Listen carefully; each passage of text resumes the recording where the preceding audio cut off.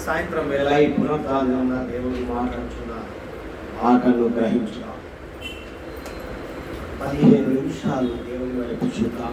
దేవుడు అద్భుతంగా ఈ దినము మాట్లాడబోతున్నాం. ఎంతమంది నిజముగా దేవుడు నాతో మాట్లాడాలి అనుకుంటున్నారు? అందరూ ఒక్కసారిగా బిగ్గరగా హల్లెలూయా. దేవునికి మేము కలుగునుగాక. ఈ దినము దేవుడు ఒక చక్కని మాటతో మాట్లాడుతున్నాడు. యోహాను సువార్త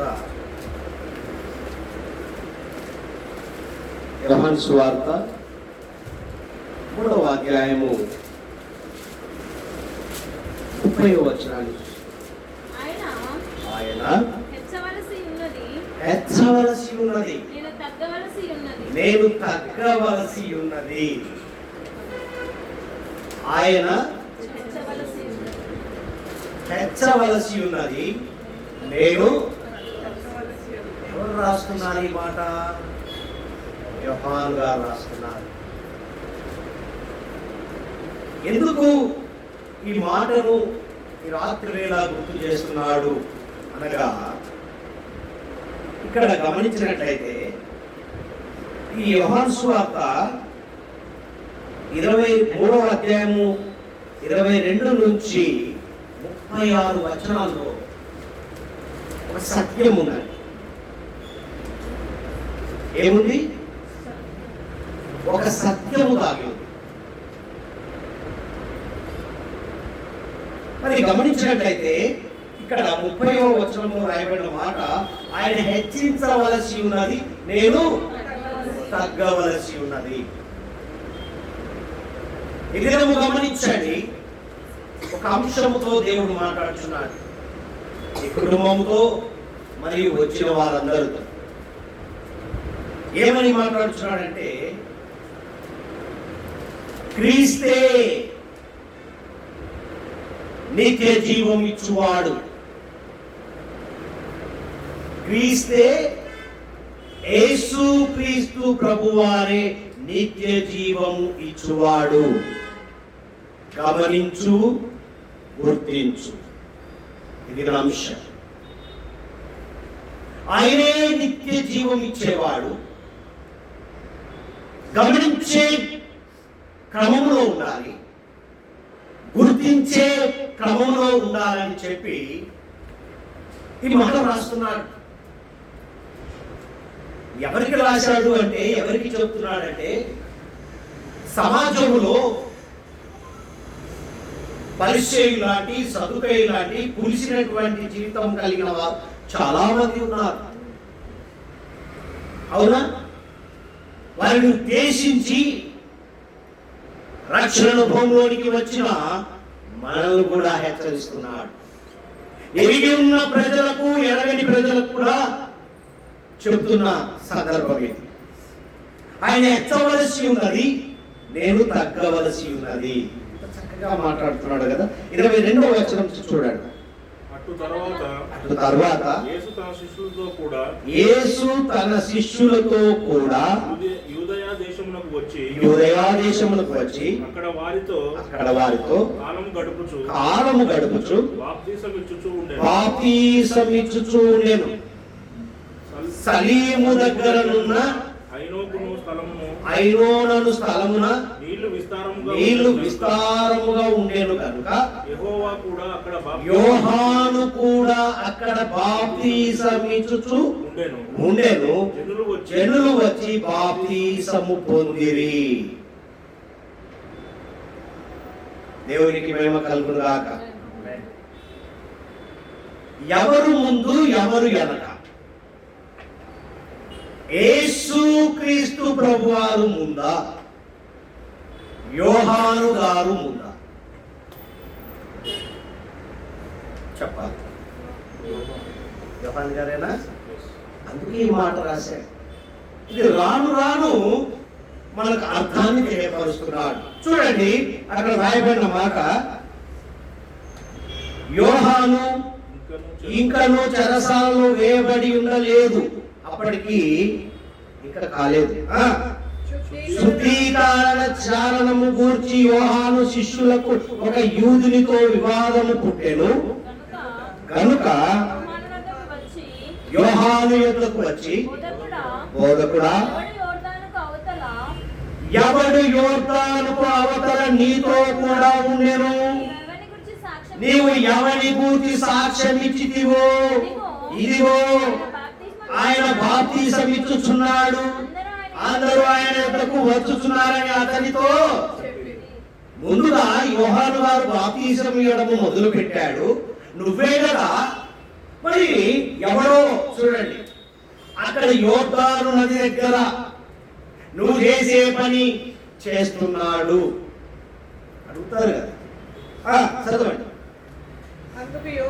అందుకు యోహాను ఇట్లనెను, తనకు పరలోకము నుండి అనుగ్రహింపబడితే గాని ఎవడును ఏమియో, హల్లెలూయా, తండ్రి నుంచి వాక్ రిలీజ్ అవుతేనే తప్ప ఎవడు ఆ కార్యము చేయలేడు చెప్పాడు. అంతకంటే ఎక్కువ చెప్పాడా? లేదండి, నేనే చేశాడు, నన్ను మించి చేశాడు. మనమైతే చెప్తాం, మనమైతే తగ్గేదే లేదు. అవునా? ఇక్కడ అదే మాట్లాడుతున్నాడు. చూడండి, నేను క్రీస్తును కానని ఆయన కంటే ముందుగా పంపబడిన వాడనే అని చెప్పినట్లు మీరే. నేను క్రీస్తును కాదు, ఆయన కంటే ముందు పంపబడిన వాడనే. దేవుడికి మహిమ కలుగును గాక. ఇక్కడ గమనిస్తే యేసు క్రీస్తును గూర్చి బాప్తిసము ఇచ్చు యోహాను సాక్ష్యం అండి. యేసు క్రీస్తు ప్రభువారి గురించి బాప్తిసం ఇచ్చుచున్న యోహాను గారు ఇస్తున్నటువంటి సాక్ష్యం మొట్టమొదటిగా మొదలు పెట్టిందే యోహాను గారు. కానీ ఇక్కడ జరిగిన సంఘటనను చూస్తే అందరూ అనుకుంటారు యోహాను గారే కదా బాప్తిసం ఇచ్చేది అనుకుంటారు. కానీ యోహాను గారు క్లుప్త వివరణ ఇస్తున్నాడు. నాకంటే ముందుగా రాలేదు, కానీ నేను ఆయన కంటే ముందుగా పంపబడిన వాడనే అంటున్నాడు. అంటూ ఇక్కడ ఏమంటున్నాడంటే, అసూయ ఉంది అక్కడ. యోహాను గారిలో ఏ అసూయ అనేది లేదు. అసూయ లేకుండా సాక్ష్యము చెప్తున్నాడు. అవునండి, నేనించవాని నన్ను మించి వచ్చాడు అన్న సందర్భం ఎక్కడా లేదు. ఇక్కడ గమనిస్తే అసూయ ఎరుగని యోహాను గారు. గమనించండి, రాత్రి వేళ యేసు క్రీస్తు ప్రభు గారి గురించి సాక్ష్యం చెప్తాడు. ఒక వ్యక్తి ఒకరి గురించి సాక్ష్యం చెప్తే తను తాను పొగడితే ఉంటాడు. అవునండి, నేనే చేశాను, నన్ను పక్కన పెట్టి చేశాననే మాట వస్తుందా రాదా?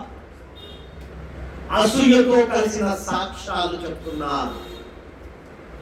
ఒక వ్యక్తిని కదిలించండి, ఇంకొక మరో వ్యక్తి గురించి తన గురించి వాడకుండా చెబుతాడా? కానీ ఇక్కడ జరిగిన సందర్భాన్ని చూస్తే యోహాను గారు ఎక్కడ అసూయ పడలేదండి.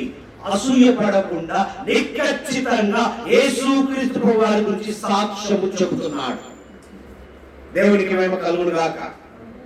ఇక్కడ అంటున్నాడు యోహాను గారు అంటున్న మాట, కేవలము క్రీస్తుకు మా ముందుగా వచ్చువాడనని మాత్రమే తెలియపరుస్తున్నాడు.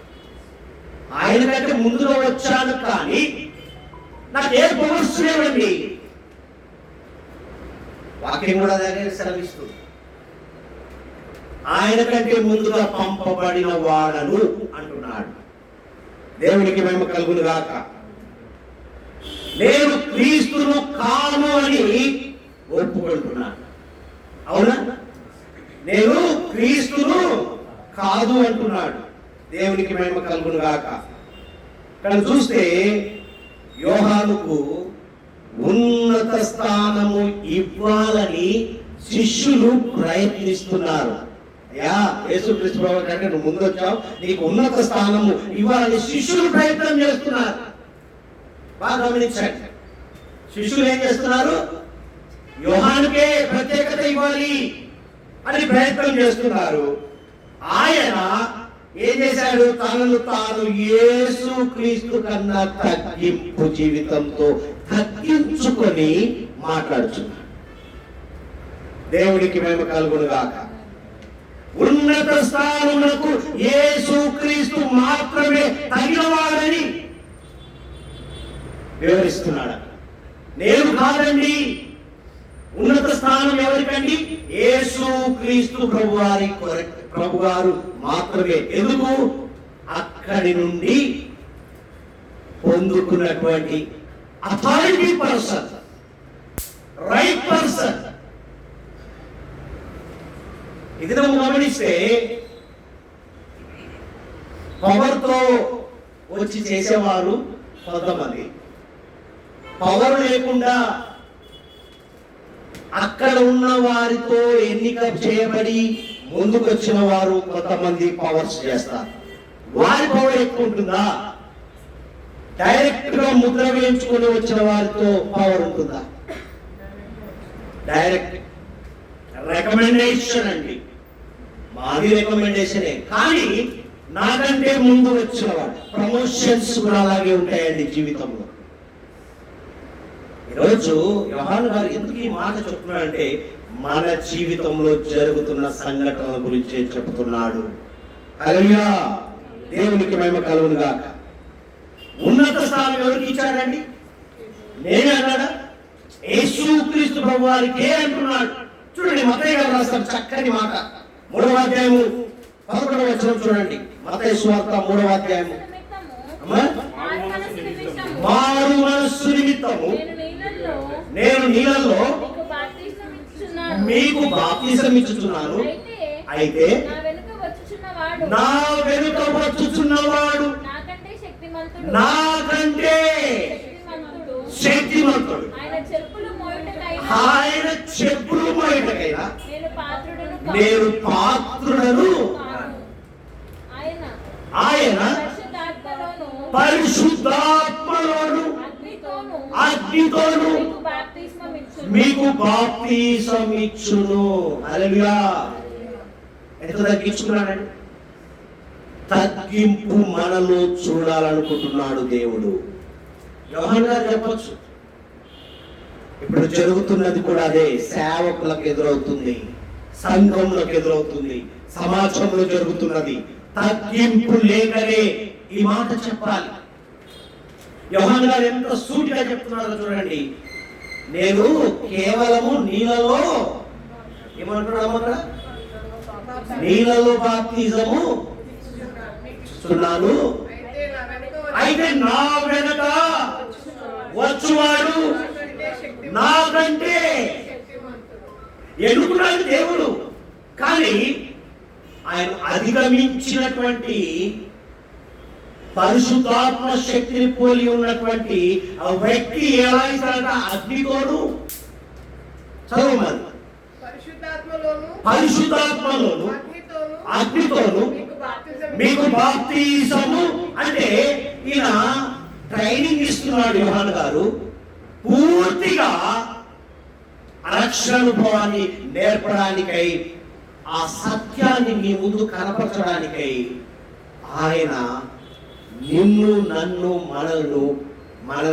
మన భారాన్ని మోసి నీ ముందు అగ్ని వలె పరిశుద్ధాత్మ శక్తి ఏ విధంగా ఉంటుందో కనపరిచే రక్షణ అనుభవం నీకు చూపించడానికే వస్తున్నాడు. యోహాను గారు ఇంట్రడక్షన్ ఇస్తున్నారు, ఆయనేమో కంక్లూజింగ్ ఇవ్వడానికి వస్తున్నాడు. అంతే డిఫరెంట్, ఏ పెద్ద డిఫరెన్స్ లేదండి. అందుకే అంటాడు నేను మామూలు అని, నాకన్నా నా వెనక వచ్చేవాడు. ప్రియమైన దేవుని సంగమా, ఈరోజు నీవు నేను మనం గమనించవలసిన విషయం చూడండి. అదే 20వ అధ్యాయంలోకి వెళ్ళాము. మత్తయి సువార్త 20వ అధ్యాయంలోకి వెళ్ళి 25వ వచనం చూడు. కనుక యేసు తన యొద్దకు వారిని పిలిచి అన్యజనులలో అధికారులు వారి మీద ప్రభుత్వము చేయుదురని, వారిలో గొప్పవారు వారి మీద అధికారము చేయుదురని మీకు తెలియను. మీలో అలాగూ ఉండకూడదు.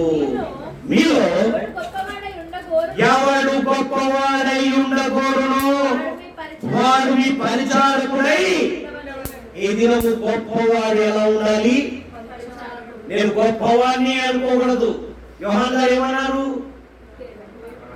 బాప్తిసం ఇచ్చేది అంటే యోహాను గారే అంటారు. కానీ నా వెనుక ఉన్నవాడు తను తాను ఇక్కడ కూడా అంటున్నాడు. ఏమంటున్నాడు ఇక్కడ? మీరు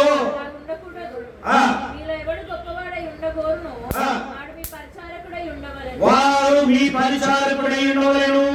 మీలో ఎవడు ముఖ్యుడై ఉండకూడను వారు మీ దాసుడై ఉండవలెను. అలాగే మనుష్య కుమారుడు పరిచారం చేయించుకున్నట్టుకు రాలేదు కానీ పరిచారము చేయుటకును అనేకులను ప్రతిగా విమోచన క్రయధనముగా తన ప్రాణము నిచ్చుటకు వచ్చనని చెప్పాడు. వెనక వచ్చువాడు ఏం చేస్తున్నాడంట? అంతకు మించి తగ్గింపు కలిగిన జీవితంతో ఉన్నాడు. యోహాను గారే తగ్గింపు అంటే అంతకు మించి తగ్గింపు. పవర్ఫుల్ క్యాండిడేట్, పరిశుద్ధాత్మను పోలి ఉన్నాడు, అంతకు మించి ఉన్నాడు. మించి ఉన్న వ్యక్తి నీ కొరకు నా కొరకు తగ్గించుకొని నీకు నాకు మనకు పరిచారం చేయడానికి వచ్చాడు. పవర్ఫుల్ గా నాకు పవర్స్ ఉన్నాయని చెప్పి తండ్రి దగ్గర పొందుకున్నానని చెప్పి అజమాయిష్ చేయడానికి రాలేదండి. ఉన్నత స్థానము కలిగి కూడా నీ కొరకు నా కొరకు పరిచారం చేయడానికి వచ్చి ఉన్నాడు. హల్లెలూయా, దేవునికి మహిమ కలుగును గాక. చదువు. అలాగే మనిషి కుమారుడు మనమైతే ఏం చేస్తాం? ఒక పోస్ట్ పెరిగిందంటే కాలు మీద కాలు వేసుకొని అజమాయిష్ చేస్తాం, కమాండింగ్ చేస్తాం. కానీ యోహాను గారు చేయొచ్చుగా? నేనేరా బాబు ఇచ్చేదని చెప్పొచ్చుగా? చెప్పలేదు. నేను తగ్గవలసి ఉన్నది. అలాంటి జీవితం కోసమే దేవుడు ఎదురు చూస్తున్నాడు. దినం తాను తగ్గించుకుంటే హెచ్చింపబడతావు. ప్రియమైన దేవుని సంగమా, పరలోకంలో క్రీస్తు స్థానము మరియు అధికారము చాలా చక్కగా ఎటువంటిదో వర్ణించాడు. రాత్రి వేళ గమనించండి. బాప్తిసం ఇచ్చు యోహాను బాప్తిసము కన్నా, యూదుల శుద్ధీకరణాచారముల కన్నా క్రీస్తు యొక్క పరిచారము అంటే యూదులు చేసే ఆచారము కన్నా యేసు క్రీస్తు ప్రభువారి యొక్క పరిచర్య గొప్పది అన్నది అక్కడ తెలియపరుస్తున్నాడు. అవునా? అక్కడ ఏమని రాయబడింది? శుద్ధీకరణ అంటే మీ ఆచారాల ఆనవాయితల కంటే యేసు క్రీస్తు ప్రభువారు చేసే పరిచర్య గొప్పది అని యోహాను గారు సాక్ష్యం ఇస్తున్నారు. రాత్రి వేళ గమనించండి. అలా చెప్తారు ఎవరైనా? మనమే చెప్పుకోవాలని చూస్తాం కానీ మన వెనక వచ్చేవారి గురించి చెప్తాం. ఆయన గురించి చెప్తాడు, నేను చేస్తేనే, నేను ఉంటేనే, నేను నిలబడితేనే. అలా చెప్పుకున్నావా నీకు ఆశీర్వాదం రాదు. నేను తగ్గింపు జీవితము లేదు అన్నది. ఎప్పుడైతే మనం తగ్గించుకొని వెనక వచ్చే వారికి స్థానం ఇచ్చామంటే మనం ముందుకు వెళ్తాం. అది నేర్చుకోవాలి రాత్రి. అందుకే యేసు క్రీస్తు వారు తప్ప నిత్య జీవం ఇచ్చేవారు ఎవరు లేరు. నిత్య జీవం ఎక్కడి నుంచి వచ్చిందంటే పరలోకం నుండి వచ్చింది. ఆ పరలోకము తండ్రి ఆజ్ఞ పొందుకొని వచ్చా కుమారుడు ద్వారా వచ్చింది.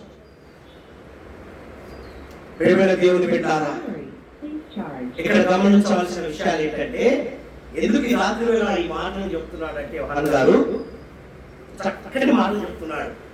వాళ్ళందరికీ చెప్పాడు, శిష్యులకు చెప్పాడు, సమాజంలో వాళ్ళందరికీ చెబుతూ ఏమంటున్నాడంటే చివరిగా విడిచిపెట్టవలసినది విడిచిపెట్టాలి.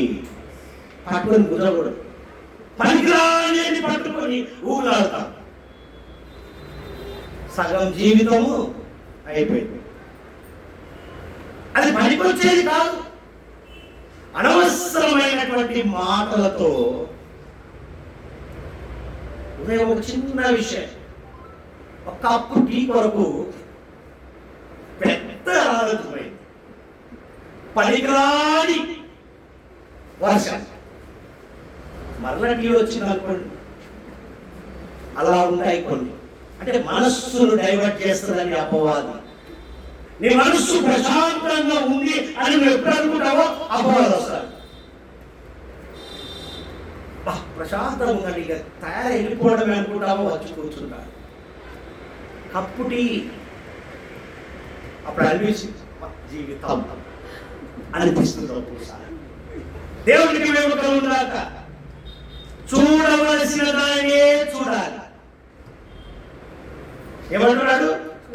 నువ్వు చూడవలసిన దాన్నే వేరే దాన్ని చూడకు. చూసావా? అయిపోయా. ప్రియమైన దేవుని బిడ్డారా, అవిశ్వాసమును విడిచిపెట్టమంటున్నాడు. అవిశ్వాసాన్ని విడిచిపెట్టాలి, విశ్వాసాన్ని చేపట్టాలి అంటున్నాడు. క్రీస్తునందు సంపూర్ణమైన విశ్వాసం ఉంచాలి అని హెచ్చరిస్తున్నాడు. ఆయన ఏమనాలి? సంపూర్ణ హృదయంతో ఆరాధించమంటున్నాడు. ఆయన ఎందుకు ఎలా ఉండాలట? సంపూర్ణమైన విశ్వాసం కలిగి జీవించాలి అంటున్నాడు. యేసు క్రీస్తును గూర్చి స్పష్టమైన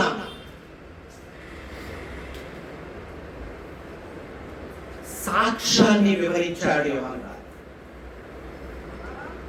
అది నిజంగా కనులకు కనపడినటువంటి సాక్ష్యాన్ని వివరించాడు. కానీ ఆయన ఏం చేశాడు? క్రియేట్ చేశాడా? ఉన్నది ఉన్నట్టుగా చెప్పాడు. ఈరోజు మనం కూడా ఉన్నది ఉన్నట్టుగానే చెప్పాలని దేవుని యొక్క ఉద్దేశం యోహాను భక్తుని ద్వారా బయలుపరచాడు. అందుకే యోహాను గారు క్రీస్తును గూర్చి ఇచ్చిన సాక్ష్యము ఈ 3వ అధ్యాయము 22 నుంచి 36 వచనాల్లో ఆయన తగ్గింపు విధానము, ఆయన చెప్పిన విధానము మన జీవితంలో అలాగే ఉండునుగాక. అయితే చెప్తూ ఏమంటున్నాడంటే, బాప్తిసము మాత్రమే కాదు, మారు మనస్సు కావాలి. ఏమంటున్నాడు? నువ్వు బాప్తిసము తీసుకోవడము ఒక ఆనవాయితీ ఆచారమేమో, కానీ నీలో మారు మనస్సు కలిగి జీవించమంటున్నాడు. మారు మనస్సు కలిగినప్పుడే నువ్వు బాప్తిసానికి అర్థం అంటున్నాడు. మరలంటాడు, మత సంబంధమైన భక్తి మాత్రమే కాదు. అంటే మతానికి మనం క్రైస్తవులు వాటి భక్తి పట్ల ఉదయం సాయంత్రం మధ్యాహ్నం టీ ఇచ్చిన, నీళ్ళు ఇచ్చిన, అన్నం పెట్టిన, ప్రార్థన చేసేది భక్తి కాదు. క్రియలు కావాలి అంటున్నారు. యేసు క్రీస్తు ప్రభువారు బోధించాడు, క్రియ చూపించాడు. బోధించాడు, సూచక్రియ చేశాడు. బోధించాడు, క్రియలు కనపరిచాడు. మన జీవితంలో కూడా క్రియలు కనపడే జీవితము చూడాలనుకుంటున్నాడు.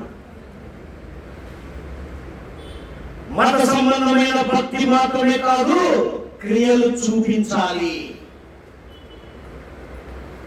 వేషధారణ కలిగిన వారు కాదు దేవునికి కావాల్సింది. దేవునికి కావాల్సింది ఏంటండి? యథార్థవంతులు. వేషధారణ కలిగిన జీవితం ఉన్నట్లయితే తొలగించుకోమంటున్నాడు. యథార్థవంతులే నాకు ఇష్టలు అంటున్నాడు.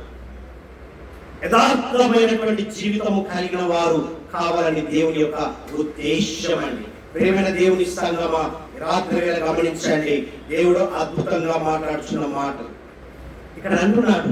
ప్రజలందరూ, వారిలో యూదులు కావచ్చు, అన్యులు కావచ్చు, ఆత్మశుద్ధులై ఉండాలి. మరి ఎవరైనా కావచ్చు, దేవుడు ఎరిగి ఉన్నా ఎరగకపోయినా, ఒకవేళ ఎరిగి ఆయన రక్షణ పొందడానికి వచ్చిన వారు యథార్థవంతులై ఉండి ఆత్మశుద్ధులై ఉండాలి. ఆత్మీయ జీవితంతో జీవించేవారుగా ఉండాలని దేవుని యొక్క ఉద్దేశం యోహాను గారి సాక్ష్యంలో వెలువడిందండి. నేను క్రీస్తును కాదు, ఆయన కంటే ముందుగా పంపబడిన వాడను. ఎలా అండి టాలెంట్ నీలో అంటే? నా సొంత తెలివండి, నాకు నేను చదువుకున్న దాన్ని బట్టి వచ్చింది, నేను అది వదిలిపెట్టమంటున్నాను. ఎక్కడి నుంచి వచ్చిందంటే పై నుండి వచ్చింది, పరలోకం నుండి ఆజ్ఞ పొందుకొని వచ్చాడు. నాకంటే అంటే నేను ఆయన కంటే ముందు వచ్చాను, కానీ ఆయన మాత్రము తండ్రి ఆజ్ఞను పొందుకొని పవర్ఫుల్ గా ఆ పరిశుద్ధాత్మ శక్తిని పొందుకొని వచ్చాడు. అది తగ్గింపు. ఎదురము గమనించండి, ఆయన క్రీస్తు పరలోకం నుండి వచ్చిన వాడు, ఆయనకు సర్వ అధికారం ఇవ్వబడింది. నాకు రైట్స్ లేవండి, నేను మాత్రమే బాప్తిసం ఇవ్వడానికి, ఆ రక్షణ అనుభవం చెప్పడానికి మాత్రమే, సువార్త చాటింపు చేయడానికి మాత్రమే. అందుకే యోహాను సువార్త అన్నాడు. అవునా? సువార్త చెప్పేంత వరకే ఆయనకు మాత్రం, ఆయనకు వచ్చేవాడికి సర్వాధికారము కలిగి ఉన్నాడు. దేవునికి మహిమ కలుగును గాక. ఆయన యందు విశ్వాసం ఉంచువాడు నిత్య జీవం పొందుకొని ఏం చేస్తాడండి? ఆయన యందు విశ్వాసం ఉంటే నిత్య జీవం పొందుకుంటాడు. విశ్వాసం లేని యెడల దేవుని ఉగ్రత వారిపై ఉంటుంది. చూడండి 31వ వచనం చదవమని. యోహాను సువార్త. పై నుండి వచ్చేవాడు అందరికీ పైనున్నవాడు, భూమి నుండి వచ్చేవాడు, భూ సంబంధి అయి మాట్లాడును, పరలోకం నుండి వచ్చేవాడు అందరికీ పైగా నుండును, తాను కన్నవాడిని గూర్చి విన్నవాటిని గూర్చి సాక్ష్యమిచ్చును. ఆయన సాక్ష్యము ఎవడును అంగీకరింపడు. ఆయన సాక్ష్యము అంగీకరించిన వాడు దేవుడు సత్యవంతుడును, మాటకు ముద్ర వేసి ఉన్నాడు. ఏలైనగా దేవుడు తాను పంపిన వానికి కొరత లేకుండా ఆత్మను అనుగ్రహించును కనుక ఆయన దేవుని మాటలే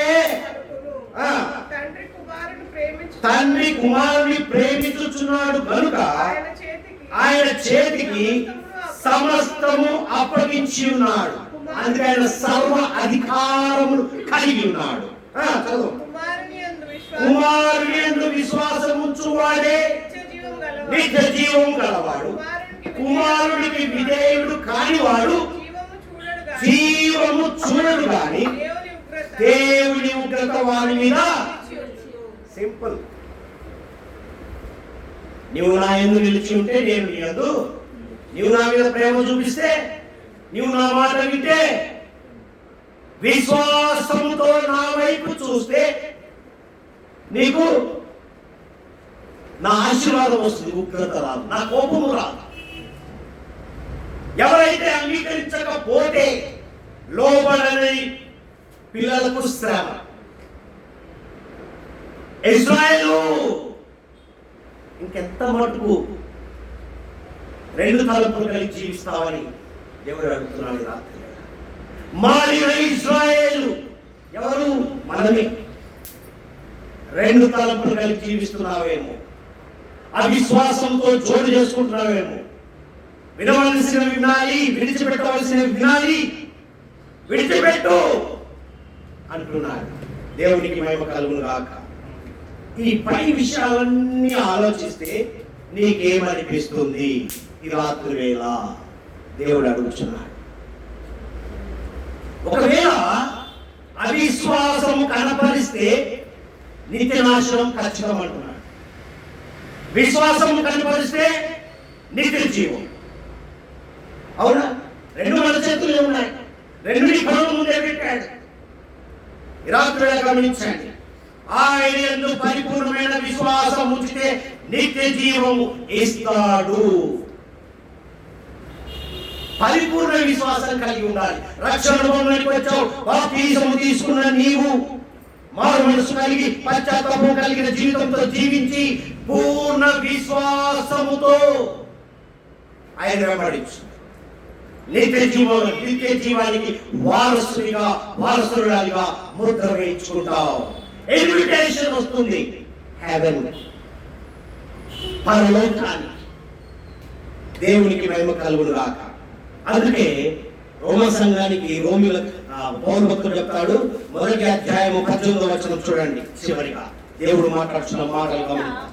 అమ్మా, దుర్నీతి చేత ఏంటిది? సత్యమును అడ్డగించు మనుషుల యొక్క సమస్త భక్తిహీనత మీద దుర్నీతి మీద దేవుని కోపం పరలోకము నుండి బయలుపరచబడి. చూసారా, నీ అవిశ్వాసం ఏ విధంగా ఉందో దాన్ని బట్టి పై నుండి ఆయన కోపం వస్తుందంట. అదే పౌలు ఎఫెసీ సంఘంతో మాట్లాడతాడు, చక్కని మాట. చూడమ్మా, 5వ అధ్యాయం 6వ వచనం చూడు. వ్యర్థమైన మాటల వలన ఎవడును మిమ్మును మోసపరచనీయకుడి. ఇట్టి క్రియల వలన దేవుని ఉగ్రత. చూడండి, ఆయన ఎరిగి ఉండి ఆయనకు లోబడి ఉన్న పిల్లలకు విధేయత కలిగిన వారికి దేవుని ఉగ్రత అవిధేయులైన వారి మీదకి. విధేయులైన వారు గ్రహించమంటున్నాడు. అవిధేయుల మీదకి ఏ విధంగా ఉగ్రత వస్తుందో చెబుతున్నాడు. కనుక మీరు అట్టి వారితో పాలివారై ఉండకూడని ఖచ్చితంగా చెబుతున్నాడు. దేవునికి మహిమ కలుగును గాక. ఎందుకంటే నీవు నిత్య జీవంకు వారసురాలివి కనుక నువ్వు ఏ విధంగా ఉండాలో వివరణిస్తున్నాడు. చివరికి ఏమంటున్నాడు తెలుసా? ఆయన మాట విని విధేయత చూపించి క్రీస్తును సొంత రక్షకునిగా అంగీకరించుము అంటున్నాడండి ఈ రాత్రి వేళ. అన్నిటిని వదిలేయి నువ్వు మారు మనస్సు కలిగిన జీవితంతో ఆయనే నా సొంత రక్షకుడని నీవు అంగీకరించు. యోహాను గారు చెప్పే సాక్ష్యం అది. ఆయనకు చెప్పులు మోసే వాణిగా ఉన్నానన్నాడు, పాత్రుని అన్నాడు. అంత తగ్గింపు జీవితంలో ఉండి అవిశ్వాసాన్ని వదిలిపెట్టు. నువ్వు జీవిస్తున్న విధానంలో అవిశ్వాసానికి చోటు చేసుకొని వచ్చే ఆశీర్వాదాన్ని కోల్పోతున్నావు. ఆ బ్లెస్సింగ్ ఆగిపోతున్నట్టే కారణం నీలో అవిశ్వాసం కొంత మిగిలింది. అది పూర్తిగా వదిలిపెట్టు. అవిధేయులైన వారితో చోటు చేసుకోకుంటున్నాడు. విధేయత కలిగిన జీవితంతో ఉన్నావు కాబట్టి నువ్వు విశ్వాసంలో సంపూర్ణంగా ఉన్నప్పుడే, సొంత రక్షకునిగా అంగీకరించినప్పుడే నిత్య జీవానికి ఇన్విటేషన్ వస్తుంది. అందుకే మనం రాత్రి వేళ దేవుని ఏమని అడగాలంటే, అయ్యా నీ ఉగ్రత నా మీద ఉండకుండా విధేయత గల మనస్సు దయచేయి నాయనా అని అడుగుదాం. మీ రాత్రి ఏమని అడుగుదాం? నీ ఉగ్రత నా మీద ఉండకుండా విధేయత గల మనస్సు దయచేయి నాయనా. ప్రార్థన చేసుకుందామండి.